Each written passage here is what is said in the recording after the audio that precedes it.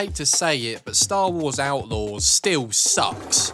Yes, there has been some big updates since launch, which have certainly improved certain aspects of this game, but to be brutally honest, the game still has some major flaws that I don't think get talked about enough. Stick with me, let's dive into why a game with so much potential fails so miserably. So you load up the game and hear this literal banger that would even make your bag of bones nan bust out moves like a right sluzzer.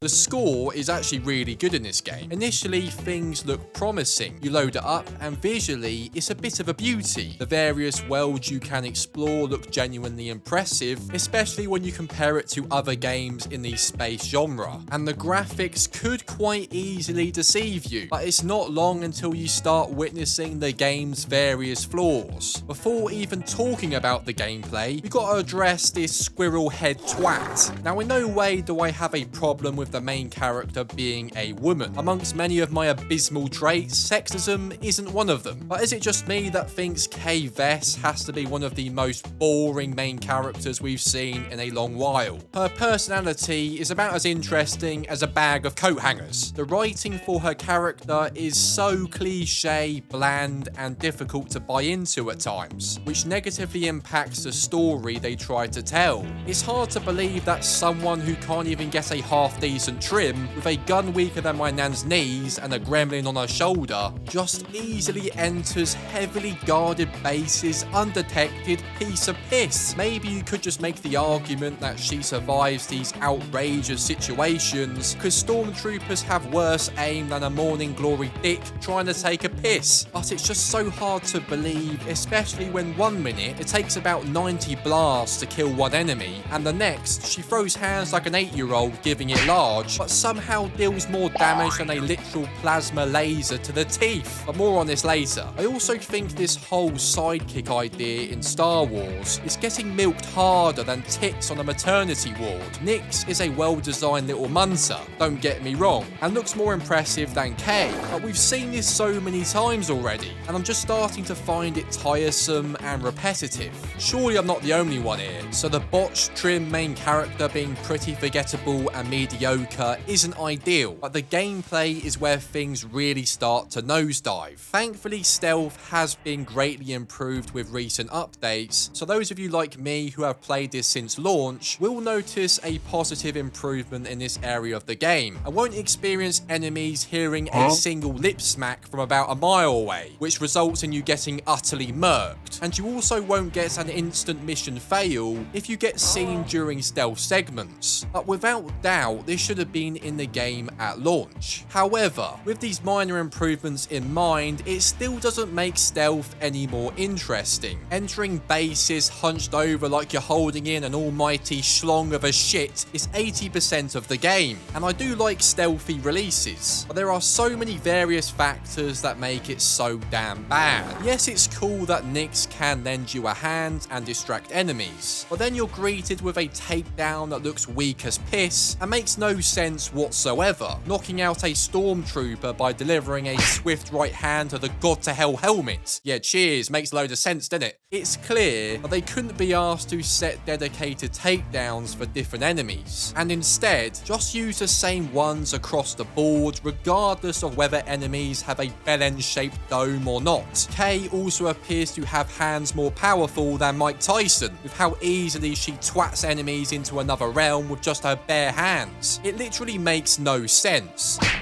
And again, it's super hard to believe and buy into. Regardless, the fact this third-person game heavily relies on its gunplay doesn't exactly benefit from its PEGI 12 rating, which might be the reason for the dog-dung takedown animations and lackluster kills, but you don't always need a load of gore to make them satisfying, so I think the animations just suck ass. And what makes it even worse is the piss-poor physics. It just makes the gunplay even more shoddy and kind of makes you want to approach missions without encountering any conflict at all. But even that used to require a skill level of Prestige 10 Goblin, because if you ballsed up and died, you'd have to replay half the mission all over again. Luckily now there is a much better autosave system, which is one major benefit to my health and the condition of my controller. But as you're exploring in numerous enemy bases, you will soon notice a dreaded locked box or door. Jesus Christ. Please tell me if anyone actually likes this God to Flip minigame. I swear this doesn't get talked about enough. I'm all for doing minigames, I normally don't mind doing them, but this one just takes the mickey out the mouse. Trying to hit the trigger at the exact same time you hear this godforsaken beep, and if you mess one up, you gotta do all the beeps all over again. It's tedious and shit. You know it's bad when you open a loot box, see the minigame and decide to can it because you can't be arsed. Yes, it's not overly difficult, but whoever came up with this needs their knees twatted into their bucky ass teeth. When the game does decide to switch things up a bit and you aren't sneaking about or delivering a right hand more painful than making small talk with someone you couldn't give a royal dick about, things don't exactly improve. For example, this chase sequence on a speedo with a fellow bint. It seems somewhat cinematic and a nice change at first, until...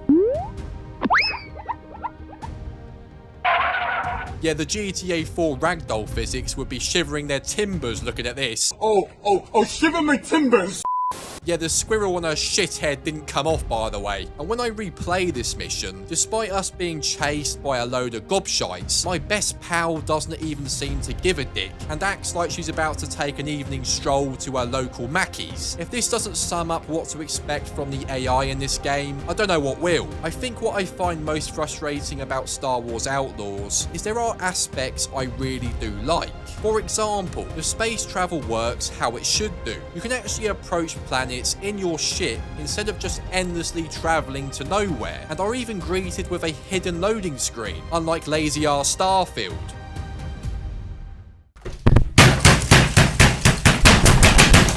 The planets you do explore are well designed and feel lived in, with various side quests and places to explore. But all of this is just wasted when the majority of the gameplay, main character and various other aspects are boring as shit. It's a massive shame as there is real potential here, but I really can't justify putting hours into this when games like Jedi Survivor exist that does most things far better, with the added bonus of being able to wield a lightsaber instead of a piss-weak blaster, along with experiencing insane set pieces with the Black Dome lover himself. It's a no-brainer. Maybe I'm being too harsh, but this is just my honest thoughts. Some say the game is also trash because it's forcibly woke, but for me personally, it's the flaws we've discussed that make me come to the conclusion that this game just sucks. Regardless of what my dumbass thinks, I would love to know your honest thoughts in the comment section down below. And make sure to give the video a like rating if you do agree with any of my points. And to find out 8 reasons why you need to play Assassin's Creed Unity, you don't want to miss this video, it could really surprise you, make sure to click the card on screen. Thank you guys for watching as always, and I will see you next time.